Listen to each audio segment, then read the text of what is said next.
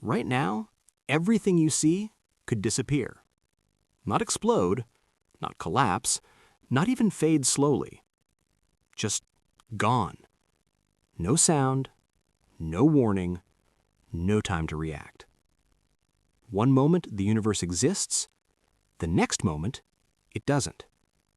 And the strangest part is this: if it happened, you wouldn't even know it. Because whatever replaces this universe would rewrite everything: space, time, matter, instantly. So there would be no memory of what was lost, no trace that anything had ever existed before. Everything you've ever known, every star, every thought, every moment of your life could vanish, silently. And yet, here we are, sitting comfortably, trusting that reality will still be here tomorrow. We trust the ground beneath us. We trust the sky above us. We trust that the laws of physics don't just change. But what if that trust is an illusion? What if the universe isn't as stable as it feels? What if deep beneath everything we see, there's a hidden instability, waiting? To understand this, we need to step back, not into complex equations, but into something simpler. Imagine a ball resting in a valley. It looks stable, it feels stable, it doesn't move. You could sit there forever and think, this is its natural state. But what if this isn't the lowest point? What if there's a deeper valley hidden beyond a small hill? From where the ball is now, everything seems perfectly fine. But in reality, it's only temporarily stable. All it would take is a tiny push. And once it crosses that hill, even slightly, it won't stop. It will roll down completely into a new, deeper state. And once it gets there, it can never come back. Now, here's the unsettling idea. Some physicists believe our entire universe might be like that ball. Stable, but not truly stable. What we experience as reality might just be a temporary state, a kind of balance that could break. Not because of something dramatic, but because of something extremely small. Something we would never see coming. At the deepest level, everything in our universe is built on fields. Not objects, not solid matter. Fields. Invisible structures that exist everywhere, even in what we call empty space. Every particle you know, electrons, quarks, photons, are just tiny excitations, ripples in these fields. Even you are not solid in the way you feel. You are a pattern, a structure formed by interacting fields. Now, among all these fields, there is one that is especially important. It's the field that gives particles their mass. Without it, atoms wouldn't form. Stars wouldn't exist. You wouldn't exist. This field is always present, even in empty space, and it has a certain value everywhere in the universe. Right now, that value seems stable. It's what holds the structure of reality together. But here's the unsettling possibility. What if this value isn't the lowest possible one? What if it's just temporarily settled, like that ball in the valley? If that's true, then somewhere, somehow, it could change. And if it changes, even in a tiny region, it wouldn't stay contained. It would spread, not slowly, not at a speed we could observe, but at the fastest speed possible in the universe, the speed at which cause and effect itself travels. And as it spreads, it wouldn't just destroy things. It would rewrite the rules that make things exist. Atoms wouldn't hold together the same way. Forces would change. Matter, as we know it, would no longer be possible. Not broken. Replaced. In modern physics, especially in quantum field theory, the state of a field is described by something called its potential energy. You can think of it like a landscape, not a physical one, but a mathematical one. Every possible state of a field corresponds to a point on this landscape. Some points are high, some are low. And just like in our earlier analogy, systems tend to move toward lower energy states. The lowest possible state is called the true vacuum. It represents absolute stability, a configuration where the system cannot go any lower. But there's another possibility. A system can get stuck in a state that is not the lowest, a kind of local minimum. This is called a false vacuum. It appears stable because small disturbances don't change it, but fundamentally it is not the most stable configuration. And according to our best current understanding, the universe itself might be in such a state. This idea isn't just speculation, it comes from serious theoretical work. In the framework of the Standard Model of particle physics, scientists have studied the behavior of the field responsible for giving mass to particles. Careful calculation suggests something surprising. Given the measured values of certain particles, particularly the mass of the Higgs boson and the top quark, our universe may not sit in a perfectly stable vacuum. Instead, it may exist in a metastable state. Metastable means stable for now, but not forever. This conclusion comes from detailed studies, including work by physicists like Joseph Liken and Jianzhu Diche, who analyzed the implications of current particle measurements. Their results indicate that the parameters of our universe place it very close to the boundary between stability and instability. In simple terms, we might be living in a universe that is temporarily stable, but with a deeper, more stable state existing beneath it.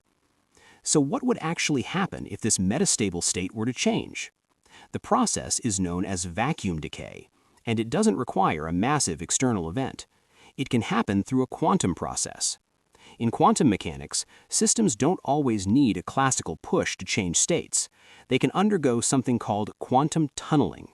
This means that even if there is an energy barrier, like the hill in our earlier analogy, there is a small probability that the system can pass through it, not over it, through it. If such a transition occurred in the vacuum of our universe, it would begin at a single point. An extremely tiny region would shift into the lower energy true vacuum state. This region would form what physicists call a bubble of true vacuum. Inside this bubble, the laws of physics would be different, not slightly different, fundamentally different. The constants that govern forces, the structure of particles, the behavior of energy, all would change. And the boundary of this bubble would not remain still. It would expand outward, at a speed approaching the speed of light. Why we wouldn't see it coming? Probability and timescales. Connection to cosmology and early universe physics. In the Standard Model, this is tied to the field responsible for particle masses, often described through its potential curve. At low energies, the vacuum appears stable. But when physicists extend these calculations to extremely high energies, far beyond anything we can test directly, something unusual happens. The shape of the potential can change. Instead of curving upward and stabilizing, it can begin to slope downward again. This creates a situation where our current vacuum is not the lowest point. There exists another state at much higher energy scales that is actually more stable. This result depends sensitively on measured quantities like the mass of the Higgs boson, about 125 GeV, and the mass of the top quark, about 173 GeV. When these values are inserted into quantum corrections of the theory, especially through something called renormalization group equations, they influence how the potential evolves with energy. And according to multiple independent studies, including analyses by Degrassi et al. 2012 and later refinements, the conclusion is striking. Our universe appears to sit in a metastable vacuum, not immediately dangerous, but not absolutely stable either. Now let's examine the process more rigorously. Vacuum decay, if it occurs, is not triggered by classical motion. It is a quantum event. The formal description comes from quantum field theory using a method developed by Sidney Coleman and Frank DeLucia. They described how a metastable vacuum can decay via the formation of a bubble of true vacuum through quantum tunneling. The mathematics involves calculating something called the bounce solution, a special configuration that minimizes the action in imaginary time. Without going into full equations, the key idea is this. The probability of decay depends exponentially on the height and width of the energy barrier separating the false vacuum from the true vacuum. If the barrier is high and wide, decay is extremely unlikely. If it is lower, decay becomes more probable. For our universe, calculations suggest the barrier is enormous, which means the decay rate is incredibly small.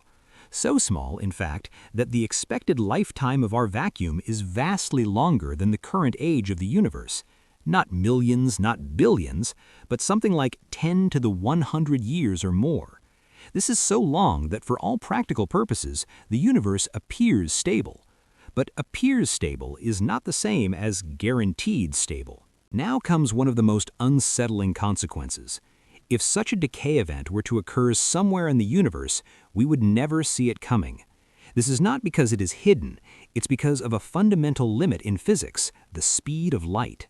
The boundary of the true vacuum bubble would expand outward at nearly the speed of light, and nothing, no signal, no warning can travel faster than that.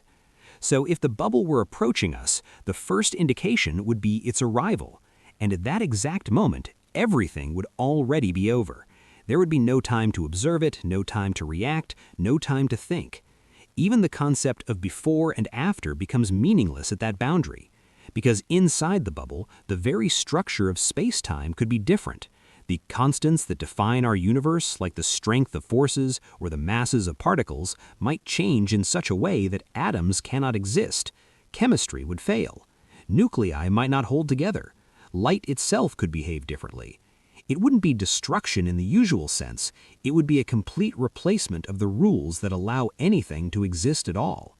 If our universe is truly metastable, an immediate question arises: why hasn't it already decayed? To answer this, we have to go back to the earliest moments of the universe. Right after the Big Bang, the universe was not calm or structured. It was extremely hot, extremely dense. Energy levels were far higher than anything we can produce today. If vacuum decay were easy to trigger, it should have happened then, but it didn't. This tells us something important. Even under extreme conditions, the transition from our current vacuum state to a lower one is not easily triggered. This supports the idea that the energy barrier separating these states is very large. Quantum tunneling does not depend directly on temperature in the usual way. Even in a hot, early universe, the probability of tunneling remains governed by the structure of the potential, and that structure appears to strongly suppress decay. In other words, the universe survived its most violent phase, which suggests it is remarkably resistant to collapse. Inflation is the theory that in a tiny fraction of a second after the Big Bang, the universe expanded exponentially. Space itself stretched faster than the speed of light. During this phase, quantum fluctuations were amplified. Tiny variations at microscopic scales were stretched to cosmic sizes, eventually forming galaxies and large-scale structure. But here's the critical point. If the vacuum were unstable in a dangerous way, inflation could have triggered decay. Because during inflation, fields can fluctuate significantly. These fluctuations could, in principle, push a region of space over the energy barrier, initiating vacuum decay. Yet, our universe clearly did not collapse during inflation. This has led physicists to study constraints on inflation models. Some research suggests that certain types of inflation would be incompatible with a metastable vacuum, because they would make decay too likely. This creates a fascinating connection. The fact that we exist today may limit the kinds of inflation that could have occurred. In other words, the survival of our vacuum places constraints on the history of the universe itself. Now we address a question that naturally follows. Could something we do trigger this? This concern has appeared many times, especially with the operation of powerful particle accelerators like those at CERN. When the Large Hadron Collider began operating, some worried that high-energy collisions might destabilize the vacuum. But careful analysis shows this fear is unfounded. The reason is simple but profound. Nature already performs much higher energy experiments than we ever could. Cosmic rays, high-energy particles from space, collide with Earth's atmosphere at energies far exceeding those produced in human-made accelerators. And this has been happening for billions of years. If such collisions could trigger vacuum decay, it would have already happened long ago. This argument is widely accepted in the physics community and has been discussed in multiple safety reviews. So while the idea of vacuum decay is real within theoretical physics, it is not something we are likely to cause.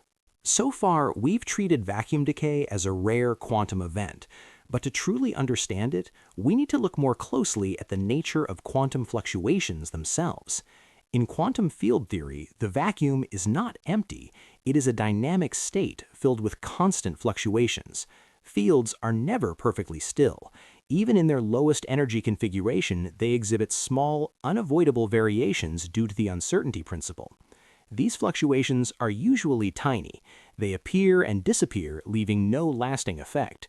But in a metastable vacuum, there exists a non-zero probability that a fluctuation could be large enough to push a small region past the energy barrier. Not over it in the classical sense, but through it via tunneling. This is what makes the situation fundamentally different from classical instability. There is no need for an external trigger.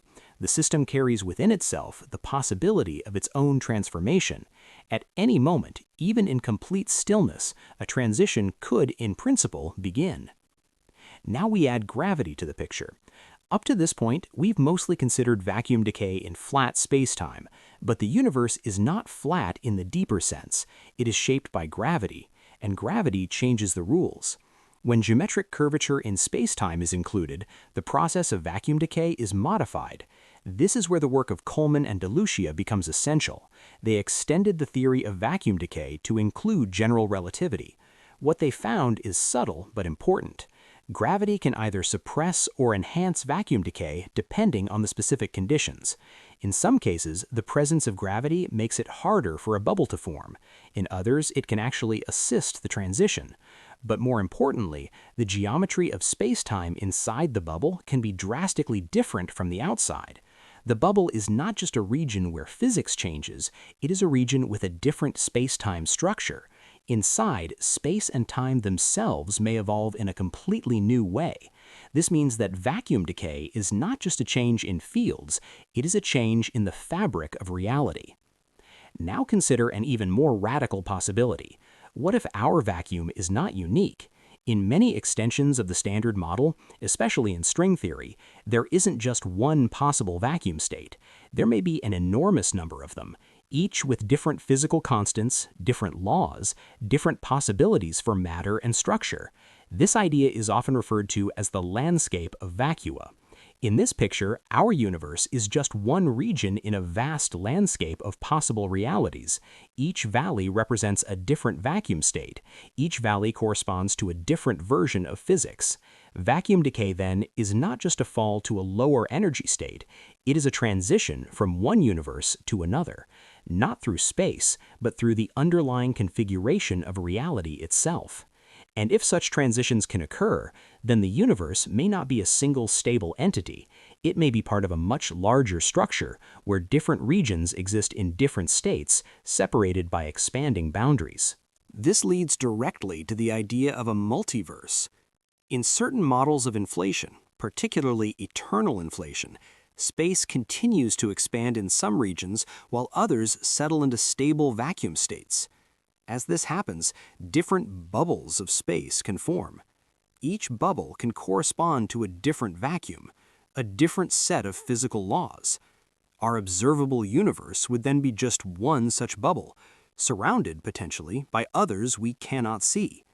And vacuum decay becomes one of the mechanisms by which these bubbles form. A transition from one vacuum to another creates a new region with new physical properties expanding into the old one.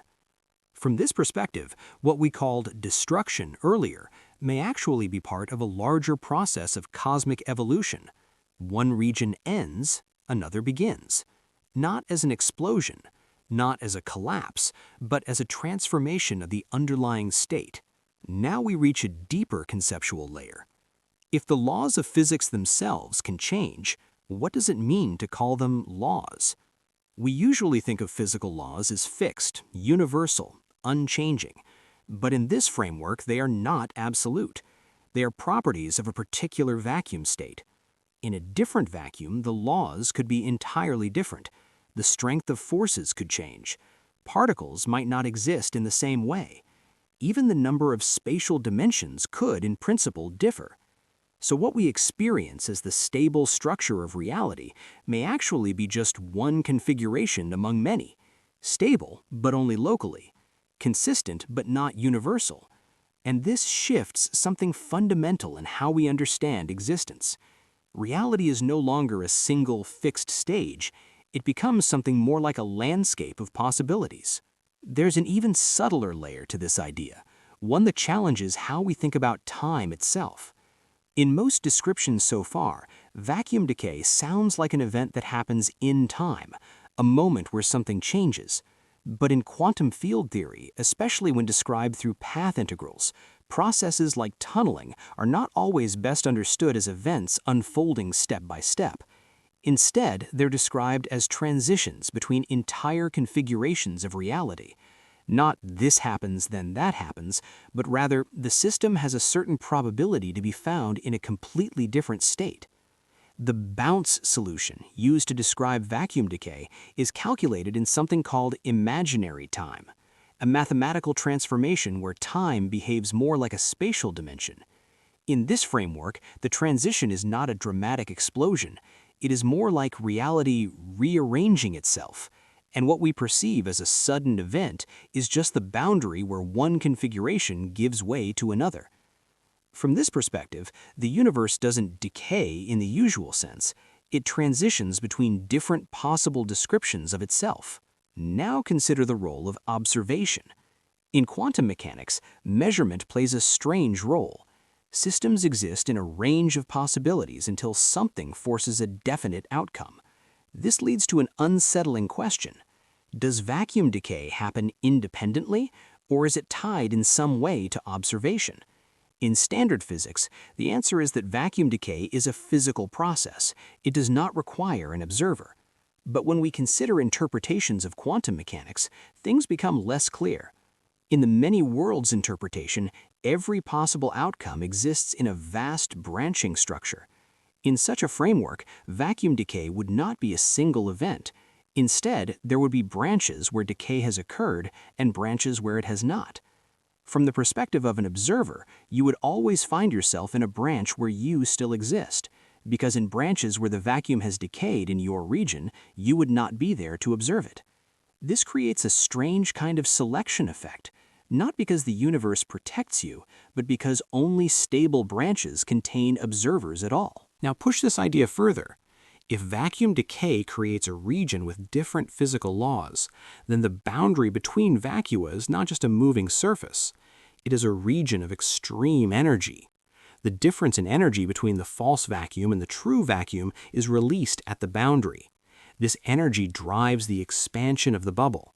But it also means that the boundary itself is a kind of physical object, a wall separating two different realities. This wall has tension, it has energy density, and in some models it behaves almost like a membrane, a thin, dynamic structure moving through space-time. As it expands, it converts one vacuum into another, not by destroying matter directly, but by altering the conditions that allow matter to exist. Every particle, every force, every interaction depends on the underlying vacuum. Change the vacuum, and everything built upon it must change as well. There is also a deeper connection to thermodynamics. In many physical systems, transitions between states are governed by entropy. Systems tend to move toward states of higher entropy, more disorder, more ways to arrange themselves.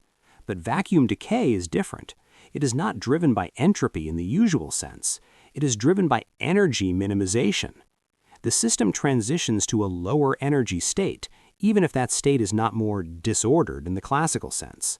This creates a tension between two fundamental tendencies in physics, the drive toward lower energy and the drive toward higher entropy. In cosmology, these are deeply connected. The expansion of the universe, the formation of structure, the evolution of stars, all are influenced by this interplay. Vacuum decay represents a process where the energy landscape dominates completely. The system doesn't gradually evolve, it undergoes a sudden, irreversible shift. Now, consider space-time itself as an emergent phenomenon. Some modern approaches to physics suggest that space-time is not fundamental. Instead, it may arise from deeper quantum structures, entanglement patterns, information networks, or more abstract mathematical relations. If this is true, then the vacuum is not just a background, it is the foundation from which space-time emerges. Changing the vacuum would mean changing the very structure that gives rise to space and time, not just altering distances or durations, but altering the rules that define what distance and duration even mean. In such a framework, vacuum decay is not happening within space-time, it is a transformation of space-time. There is also the question of symmetry. Modern physics is built on the idea that fundamental laws are tied to symmetries. Symmetries determine conservation laws, particle interactions, and the structure of forces. But different vacuum states can break symmetries in different ways. This is known as spontaneous symmetry breaking. Our universe already exhibits this. At very high energies, forces that are now distinct may have once been unified. As the universe cooled, symmetries broke and the forces separated. If vacuum decay occurs, it could involve a different pattern of symmetry breaking, which means forces could unify or separate differently. Particles could behave in entirely new ways. Interactions could follow completely different rules. So the new vacuum is not just lower in energy, it is structurally different at the most fundamental level. Now, consider the limits of prediction. All of these ideas come from extrapolating known physics to regimes we cannot directly test. We rely on mathematical consistency, experimental measurements at accessible energies, and theoretical frameworks that extend beyond them. But there is uncertainty. The standard model may not be complete. New physics, not yet discovered, could alter the stability of the vacuum.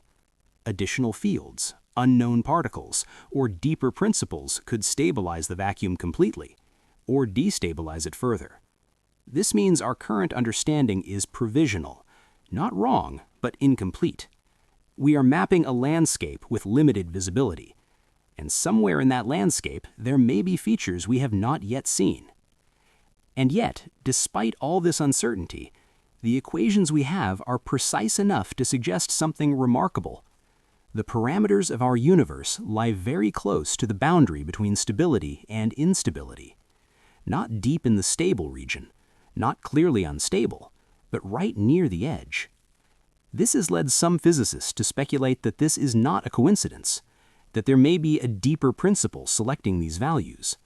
Possibilities include anthropic reasoning, only certain vacua allow observers, deeper underlying symmetries, or unknown physical mechanisms fixing these parameters. Whatever the explanation, the result is striking. We exist in a universe that is balanced on a very fine edge, not collapsing, not perfectly secure, but poised between possibilities. There is another layer to this balance, one that appears when we examine how quantum fields interact across vast distances. In everyday physics, we think of interactions as local. Something happens here, then affects something nearby. But quantum fields are not strictly local in the classical sense. They are continuous across all of space, which means the state of the vacuum is not just a property of a point, it is a property of the entire field configuration. When a transition begins, when a bubble of true vacuum forms, it is not just a local disturbance spreading outward, it is a reconfiguration of a field that already exists everywhere. The bubble boundary is simply where the new configuration has taken hold. This is why the expansion is so fast and so absolute. The field does not need to travel in the usual sense. It changes state, and that change propagates at the fundamental limit of causality. Now consider energy conservation. At first glance, vacuum decay seems to raise a paradox. If the universe transitions to a lower energy state, where does the excess energy go? The answer lies in the structure of the bubble wall. The difference in energy between the false vacuum and the true vacuum is converted into the kinetic energy of the expanding boundary. This boundary accelerates outward, driven by that energy difference. But energy, in general relativity, is subtle. In an expanding universe, energy is not always conserved in the simple, global sense we're used to. Instead, conservation applies locally, and locally, the process remains consistent. Energy is redistributed, not destroyed. However, from the perspective of an observer, this redistribution would not be visible in any meaningful way, because the transition would erase the conditions required for observation itself. There is also a connection to black hole physics. Black holes represent regions where gravity becomes so strong that space-time curves inward dramatically. But they also reveal something deeper about quantum fields. Near the event horizon of a black hole, quantum fluctuations can lead to particle creation, known as Hawking radiation. This shows that the vacuum is sensitive to curvature, and if curvature can influence quantum fields, then extreme gravitational environments could, in principle, affect vacuum stability. Some theoretical studies have explored whether black holes could act as catalysts for vacuum decay. The idea is that the intense curvature near a black hole might lower the barrier between vacuum states, making tunneling more likely in that region. The results are still debated. Some models suggest a slight enhancement of decay probability. Others indicate the effect is negligible. But the possibility itself is striking, that the most extreme objects in the universe might interact with the deepest structure of reality. Now extend this idea further. If vacuum decay can occur in one region, what prevents multiple regions from transitioning independently? In principle, nothing. Different parts of the universe could undergo transitions at different times, each forming its own expanding bubble. If two such bubbles were to collide, the interaction would be extraordinarily complex. The boundary between them would involve competing vacuum states, different physical laws meeting at a dynamic interface. Some cosmological models have even suggested that traces of such collisions could, in theory, leave imprints in the cosmic microwave background. Subtle patterns, small anisotropies, evidence of interactions between different vacuum regions in the early universe. So far, no definitive evidence has been found, but the search itself reflects how seriously these ideas are taken. There is also a deep relationship between vacuum stability and the constants of nature. Quantities like the strength of the electromagnetic force, the mass of fundamental particles, the structure of interactions are not arbitrary in the standard model. They influence the shape of the potential, and therefore they influence stability. Small changes in these constants could dramatically alter the vacuum structure.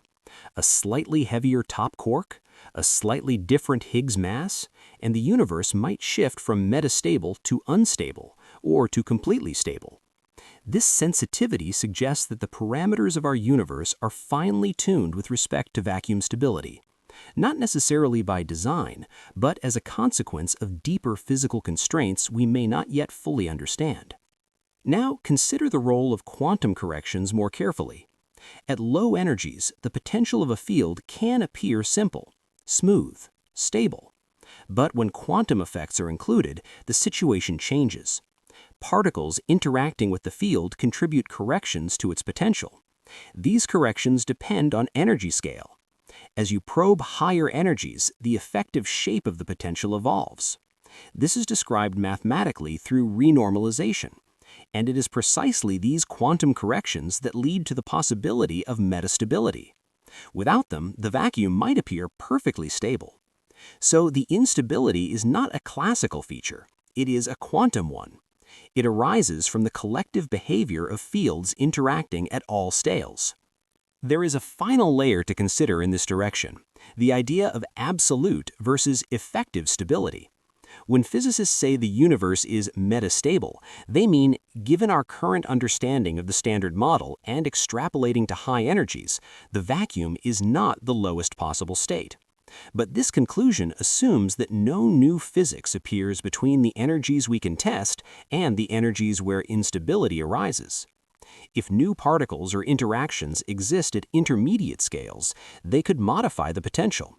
They could stabilize the vacuum completely, or introduce entirely new instabilities. This means that vacuum stability is not just a question about the current universe, it is a probe into unknown physics, a clue pointing toward what might exist beyond our current theories. Right now, everything you see could disappear.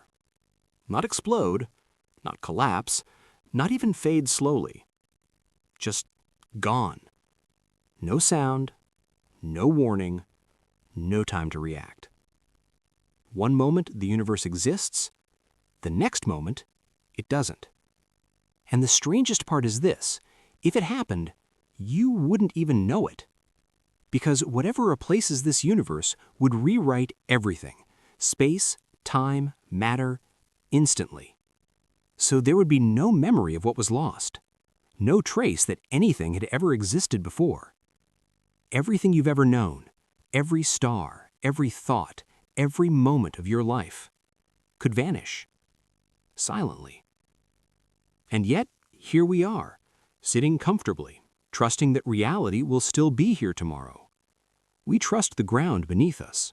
We trust the sky above us. We trust that the laws of physics don't just change. But what if that trust is an illusion?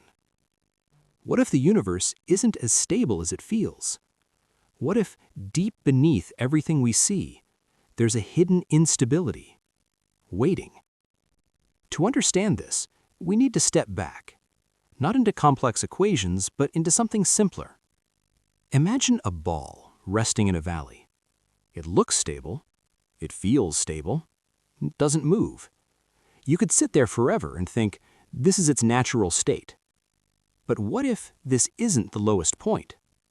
What if there's a deeper valley hidden beyond a small hill? From where the ball is now, everything seems perfectly fine. But in reality, it's only temporarily stable. All it would take is a tiny push, and once it crosses that hill, even slightly, it won't stop. It will roll down completely into a new, deeper state. And once it gets there, it can never come back. Now, here's the unsettling idea. Some physicists believe our entire universe might be like that ball. Stable, but not truly stable. What we experience as reality might just be a temporary state, a kind of balance that could break. Not because of something dramatic, but because of something extremely small. Something we would never see coming. At the deepest level, everything in our universe is built on fields. Not objects, not solid matter. Fields. Invisible structures that exist everywhere, even in what we call empty space. Every particle you know, electrons, quarks, photons, are just tiny excitations, ripples in these fields. Even you are not solid in the way you feel. You are a pattern, a structure formed by interacting fields. Now, among all these fields, there is one that is especially important. It's the field that gives particles their mass. Without it, atoms wouldn't form. Stars wouldn't exist. You wouldn't exist. This field is always present, even in empty space, and it has a certain value everywhere in the universe. Right now, that value seems stable. It's what holds the structure of reality together. But here's the unsettling possibility. There is a deeper mathematical way to understand all of this, one that removes the idea of particles and replaces it entirely with fields and probabilities. In quantum field theory, the state of the universe is described by something called a wave functional. Not a wave for a particle, but a wave describing every possible configuration of every field. Instead of asking, where is a particle, we ask, what is the probability of the entire universe having a certain configuration? In this picture, the vacuum is not just empty space. It is the most probable configuration of all fields.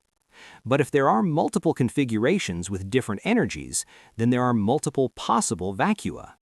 Each one corresponds to a different shape of reality.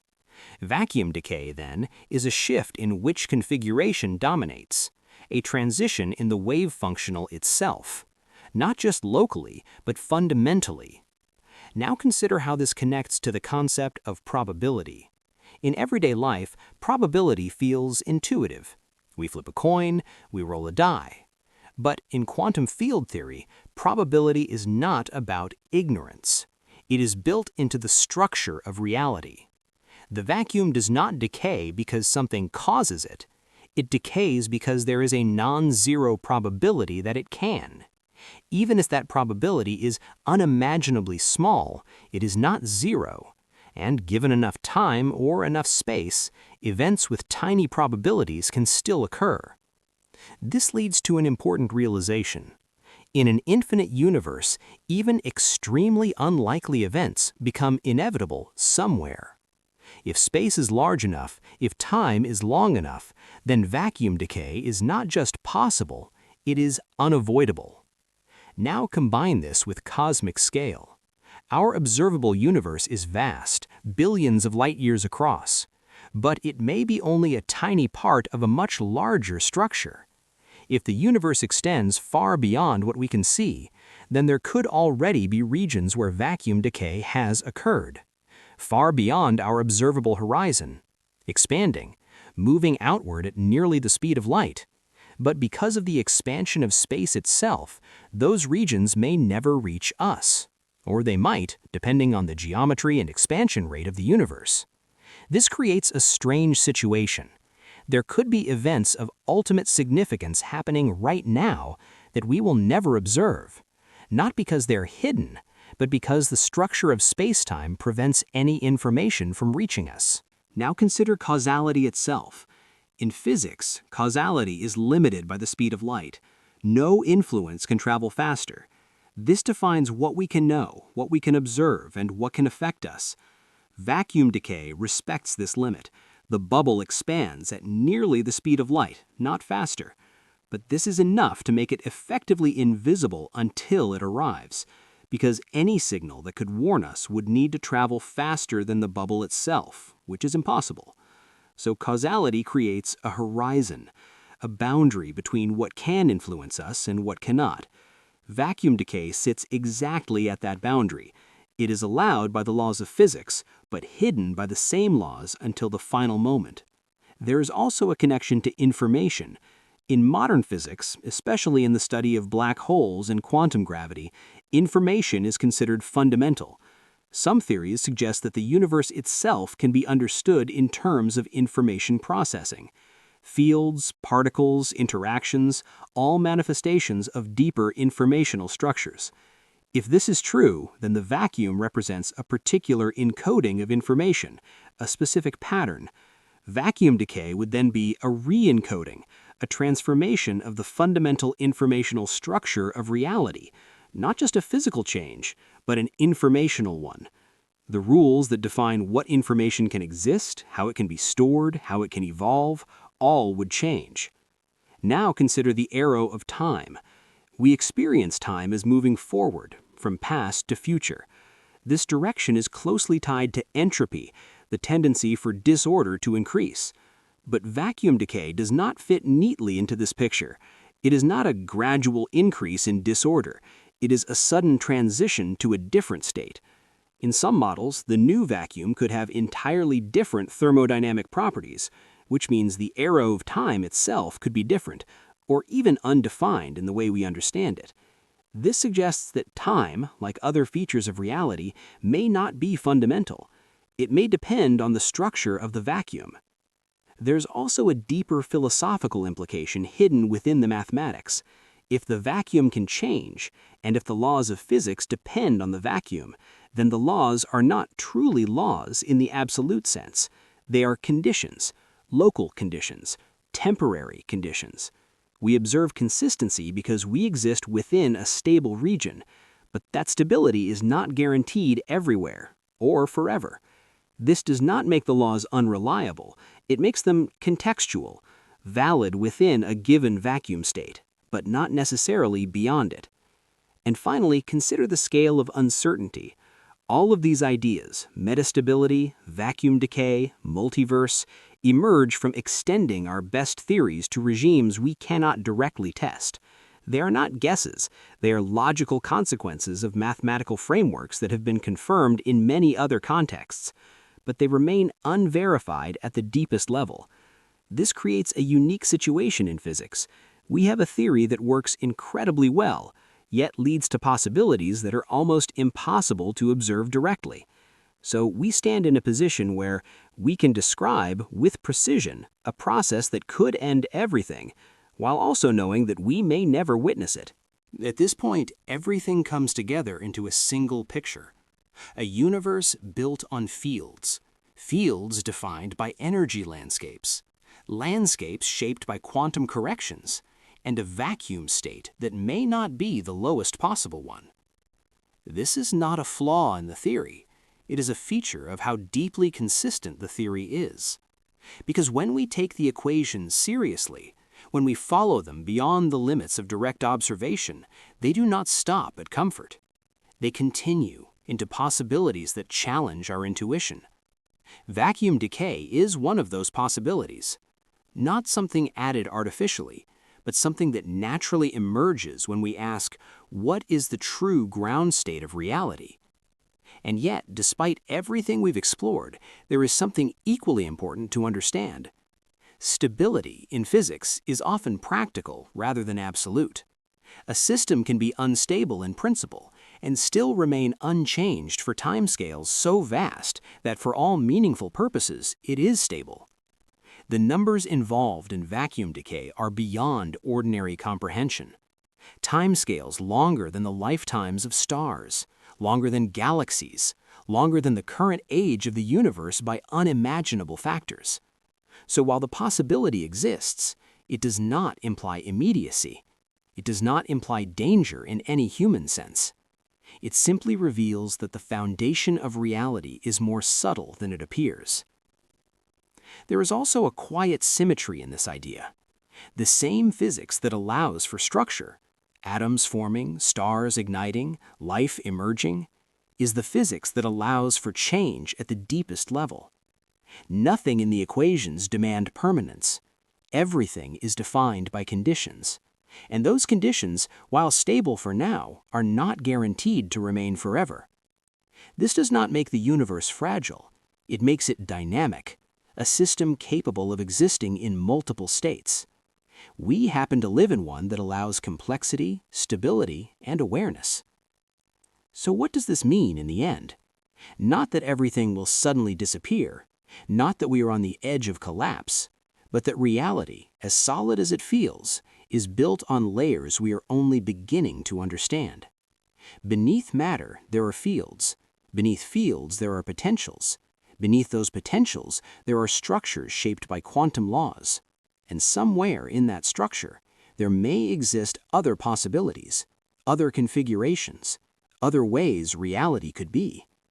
We are not experiencing the only version of what could exist. We are experiencing one version, one that happens to be stable enough for us to ask these questions. And perhaps the most profound part is this.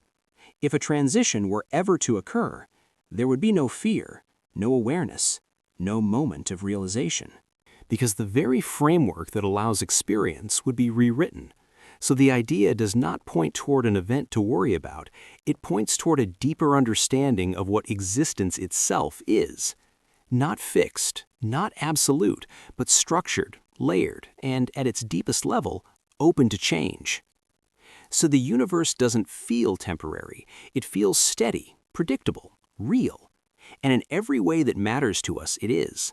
But physics quietly suggests something deeper, that stability is not the same as certainty, that beneath everything we trust, there may be possibilities we will never see. And yet here we are, in a universe balanced on precise conditions, able to think, to question, to understand. Not because reality is simple, but because, for now, it holds. If this kind of thinking, where physics meets the deepest questions about reality, fascinates you, then this is exactly what this channel is about. Subscribe to The Wandering Neuron for more journeys into the hidden structure of the universe.